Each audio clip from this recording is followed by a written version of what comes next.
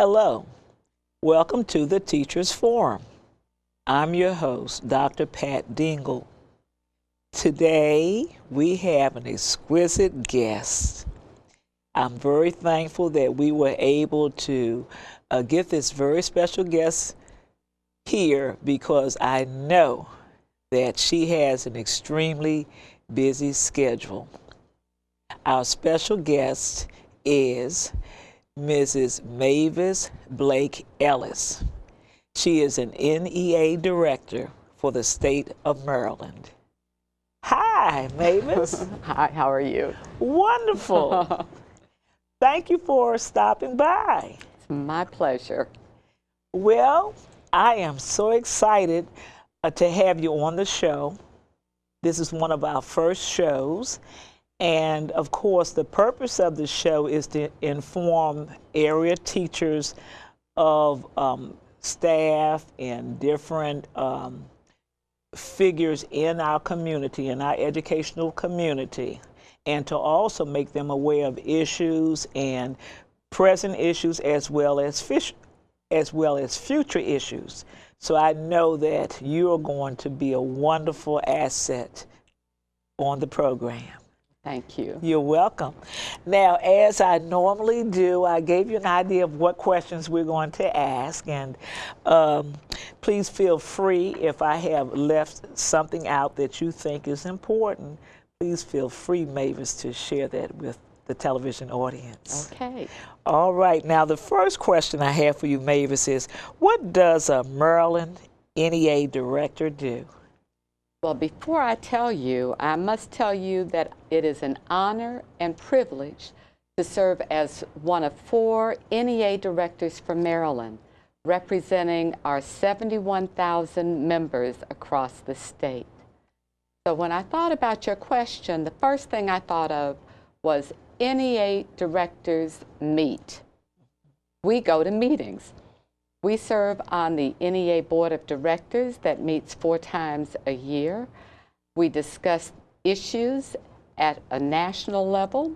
We talk about the NEA budget, the NEA priorities, as well as looking at issues that impact educators all across the United States. So we also lobby. And lobby is simply just meeting with our elected officials. And we talk about things that will impact educators, such as closing some of these tax loopholes that impact, where the rich may not be paying all of their taxes and we may be paying ours, and how they impact education funding. This week, when I go to the NEA Board of Directors meeting, we'll also be looking at and advocating for maintaining that low interest rate on student loans. Many of us had loans to go to college. Certainly. And they're talking about raising that in Congress. But the NEA directors from around the country will be on Capitol Hill advocating for that to stay at the low rate that it is. Wonderful. So in other words, you said a multitude of things, but the biggest point that I gathered from what you said is that you are a voice for teachers. Absolutely. In the state of Maryland and also nationally, nationwide. Absolutely. And I must also say that as an NEA director, I am also a member of the Maryland State Education Association's Board of Directors. So we have monthly meetings to look at the legislation that is impacting Maryland educators in Annapolis. So that too keeps us very busy. Yes. Well, I appreciate that you took your time to stop by. Absolutely. Okay. Now, the second question that I have for you, and I'm sure that the television audience is going to be interested in this particular question. Mavis, what do you see as the major issues facing educators in this coming fiscal year? Okay, one of the things that we saw the beginnings of last year was the attack on union rights, the attack on union workers. We've seen that across the nation. We know that they had a big issue in Ohio where they tried to strip educators there of their rights. in Alabama, they also have tried to strip them of their rights. So that's really very important. We also have things in the state of Maryland that we also have to focus on in terms of the pension issue. Yes. We know that pensions are going to be partially shipped back to the counties this year. But the whole issue of funding and the maintenance of effort are issues that impact us here in Maryland that we also work on. Finally, at the local level, each of us in our counties, in our school systems, are looking with bated breath to find out how the state budget is going to impact our local budget, how the funding is going to impact our jobs, our class size, our health benefits. All of that cannot be determined until the state determines its budget, and we don't have to deal with doomsday. Okay, well, I certainly appreciate you being so knowledgeable on these issues. It certainly is very helpful. I think that it's crucial for teachers to be able to talk to their representatives and to speak to you and to also hear you state what are the major issues that they should be concerned about and looking at, because sometimes they are not as abreast, because you are in meetings continually that where you address these issues, and sometimes some of our local teachers are not as involved. But I certainly do agree with you in terms of the importance of these economic issues, because as you stated, state level, local level, that there are many issues related to funding that are going to directly impact teachers and their careers. Now, something that you said, Mavis, that that I think I also feel very strongly about is the attack on teachers, the attack on union rights and things of this nature. And there seems to be, it seems to be a time when people are not looking at the value that educators bring to the table.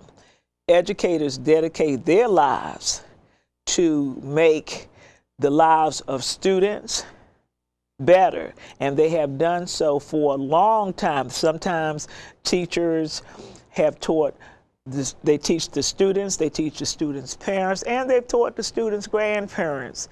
And because teachers have given their lives to and dedicated their lives to enriching the lives of others, it directly benefits our nation, it benefits our states, it benefits our localities.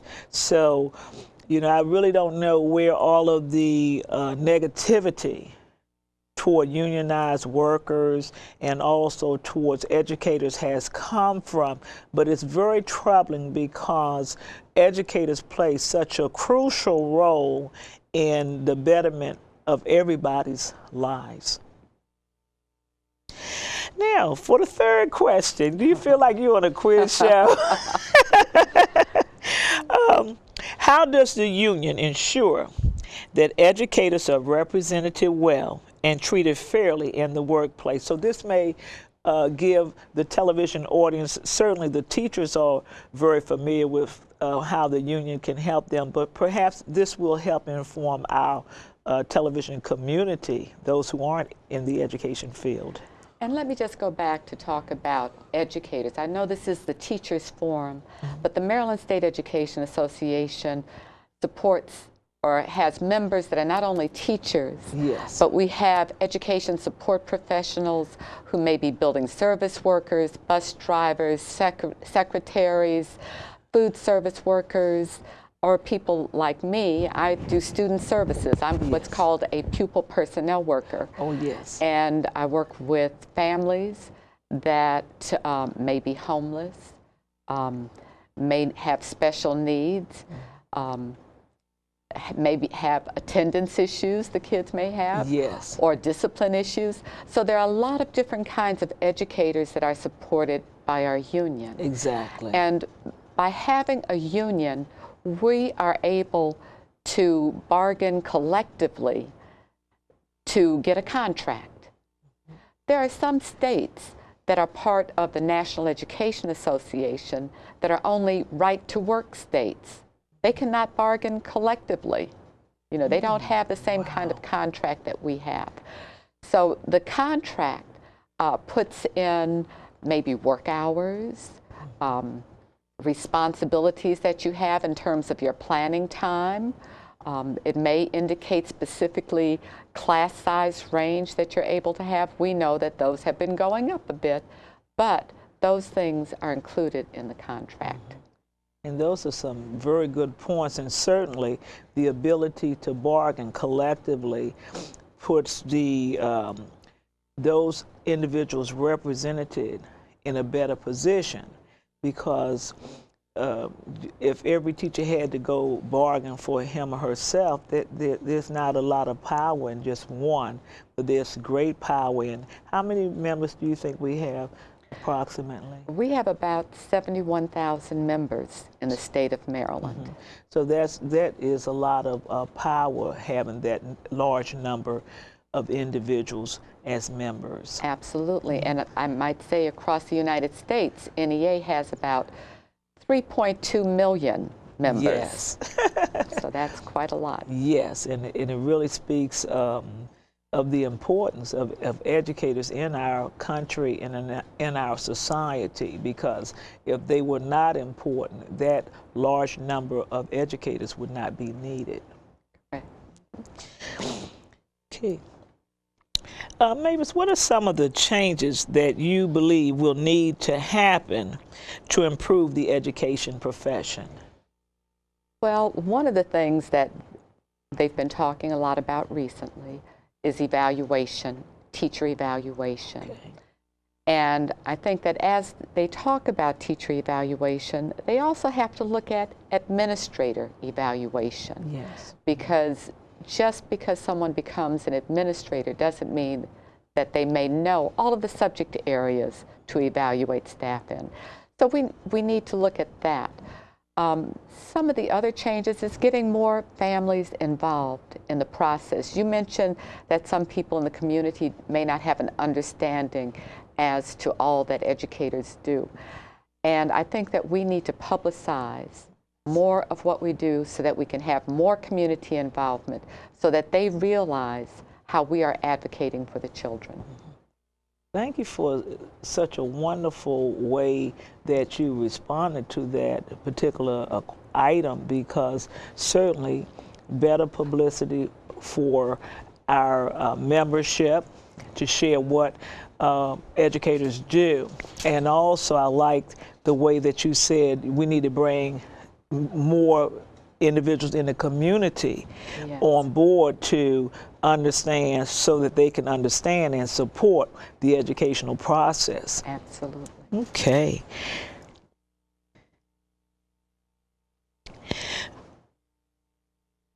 One of the issues that I have raised, Mavis, I think previously, is how sometimes we have policies in education that basically lag behind. In other words, we have policies changing. Education is constantly changing, Yes. but the policies don't seem to change at the same rate, or they don't keep pace with the new changes in education.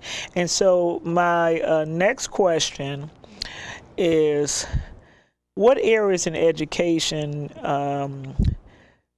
in what areas is education changing in which many of the policies lag behind that you can see?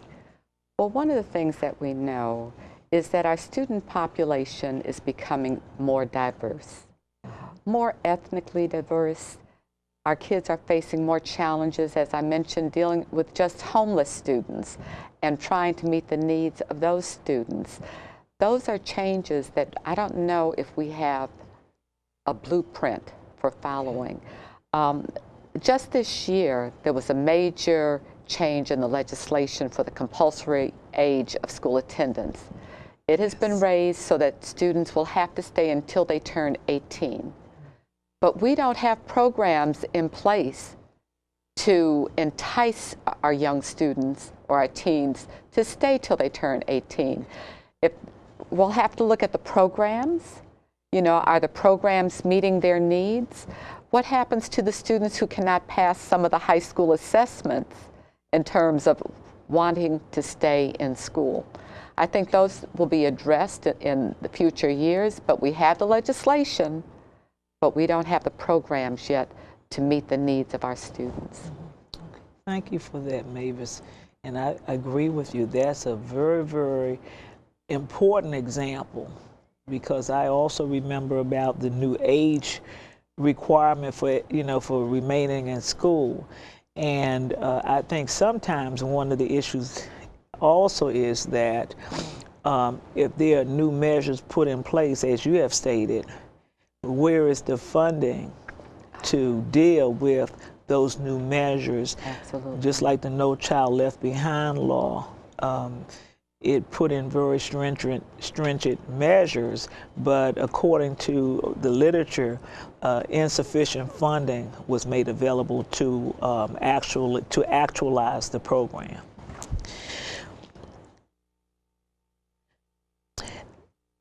One of the things that I want to bring up is about advocacy. We know that, for example, you're an advocate for educators. And when I say educators, I'm talking about all educators, pupil personnel workers, you know, support personnel, anybody that's in the education profession that MSEA, NEA represents. So my question to you is, what can educators do to become better advocates? Because in the past, a lot of educators haven't been good advocates for themselves. They don't get involved. First, it's just knowing that you know what you do. You know what you do every day on your job. Nobody knows that better than you do. An advocate can share that information with a decision maker, and they kind of will listen and say, oh, so that's what happens on your bus when students are unruly, or that's what happens when you have a class of 38 kids and you don't have enough desks for the kids in your classroom, or this is what happens when you have to test for such an extended period, or you have kids, so many children in your class who come in who don't speak English, whose parents don't speak English, and you're helping them to learn to read. That's a challenge. Yes. In terms of advocating, if you take that step to participate, it can be a life changer. People will listen to you. When we go to Capitol Hill to meet with our congressmen and we can share personal stories about what is happening in our schools, they kind of look at us and say, oh, that really happens? Well, yes, it does. They don't know. So I have taken teams of people even to Annapolis to lobby, and my peers who go with me are surprised when the people that we elect listen to us, and they're ready to go back again because we have the voice, we are the experts. Whatever your job is, you know it better than the people who may be voting on it. That's an excellent point. And I have had the experience also of going to some of the legislative activities or networking sessions. And it's very true, as you stated, that the legislators are willing to listen to what you have to say. Okay. Righty. What are some of the benefits of being very involved in the MSEA? Well, the benefits are there are trainings that are available to increase your interpersonal skills, your leadership skills, your organizational skills, and the trainings are fairly inexpensive. You know, we'll say maybe $35 for a weekend of training. The benefits, in terms of just your personal growth, connecting with people from across the state, across the country, if you go to national conferences, the reward of seeing some of the needs met for the children and families that you work with. As I said, I was a pupil personnel worker, and I wound up as chair of the Maryland State Education Association's Human and Civil Rights Committee. And while I was chair, our focus was on dropout prevention. Okay. And we had a theme. The theme was school connectedness equals dropout prevention. It's everyone's responsibility. And the way we got that theme was that we did a survey. And in that survey, we found that elementary school teachers did not feel that it was their responsibility to think about dropout prevention.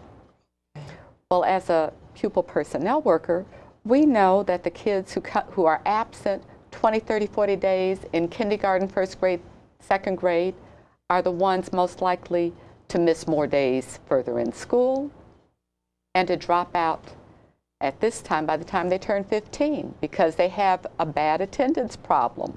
And we know that it's attendance, curriculum failure, or discipline issues that can cause kids to drop out. But by working in that, we were able to connect around the state, get more people involved. It was really worthwhile to do that. Mavis, one of your characteristics that I'm noticing is that you're just so passionate about education. You're so passionate about what you do. And of course, I have seen you in other venues, and I wanted to commend you. I wanted to commend you on the dedication that you exhibit, and also I know that you're very friendly and very approachable when we are at events, MSEA events, and you readily talk to the Unit 1 members, and you're always willing to listen. So I do want to commend you because I think I think that you are just a shining example of what a strong advocate for Unit 1 members, NEA, MSEA. And so I think that we're very fortunate to have you. Thank you. You're welcome. Yeah. Part of the program, Mavis, is to inform the television audience about how to get into various vocations, professions, and how to become involved in areas in which they're interested in. You know, sometimes people just see from afar a person working, and they don't really have a clue about the process of becoming involved. So I wanted to ask you a couple of questions in that area. How did you first become involved in the MSEA? Well, first, as a teacher, okay, I paid dues. You know, you pay your dues, you're in the association. And then someone said, well, why don't you come to the MSEA convention, which is in October? You know, get elected as a delegate and go to the MSEA convention. After about 2 years of being asked, I finally went. And it was a very exciting experience. So I said, oh, this is interesting. You know, I've taught government. I've taught my students about lobbying and advocating for a cause. I said, but I don't know MSEA. So I said, the first thing I'm going to do is go to training. My local would not send me. But as I said, it's fairly inexpensive, and you get, you know, accommodations in a hotel, you may get meals, and you got training about the association. Yes. And that's where I started. My first year going to the national convention, I worked on the office committee. I didn't know what was going on.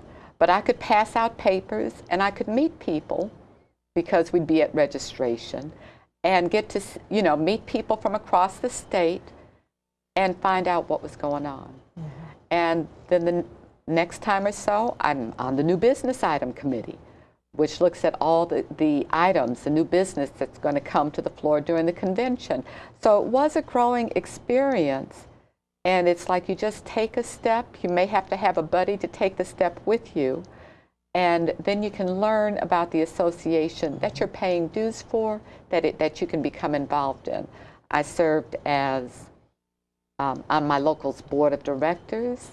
I worked on the budget. I worked with political action. I was committed to getting the Minority Affairs Committee restarted in my local, and I got a Human and Civil Rights Committee restarted in my local. They had gone on some time ago, but they weren't active. But you're always pulling in more people to get them involved. Mavis, I hear you saying that it's very important to understand that you need training in order to be an MSEA director, NEA director. Yes. And then I also heard you say that you went the extra step, even though the funding was not available for you to go, that you thought it was important enough for you to spend your own money and to begin getting the training. And I also heard you say that this is a growing process. It's a development. So you don't just arrive at NEA director by catching the train and saying, okay, I'm going to start here tonight and I'll be there tomorrow. Right. But it's a process of work and training and getting experience. Absolutely. Okay. The next question has to do with your role as an NEA director. The question is, what would you say is the most important role that you play as an NEA director? And of course, I'm referring to your duties. Well, first I thought about that. I said, let me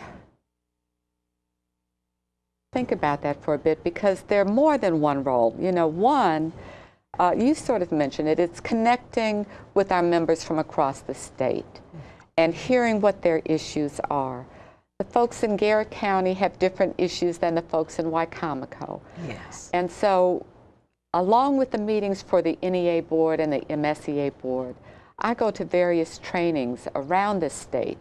The Minority Affairs Committee has training, the Women's Issues has training, the ESP have trainings, and I go to those meetings so that I can talk to our members who are in diverse roles and be able to better represent them at the various meetings, the other meetings that I have to attend. Okay, I guess the other one that is so important is lobbying. Okay. You know, we're starting to get relationships with our elected officials so that they know when you come who you're representing and they're willing to listen to you. Okay, well, Mavis, this has been a pleasure. You have been extraordinary. And I thank you for just sharing in such a very professional and also in such a very concise manner what you do. And I have been cued by the director that we are out of time. Okay. But I'm so delighted that you came, and I hope that you'll consider coming back again. Well, thank you so much. You're welcome. This has been the Teachers Forum. Our special guest has been Mrs. Mavis Blake Ellis, NEA Director for the state of Maryland. I'm your host, Dr. Pat Dingle. I hope that you have enjoyed the show. Please tune in again.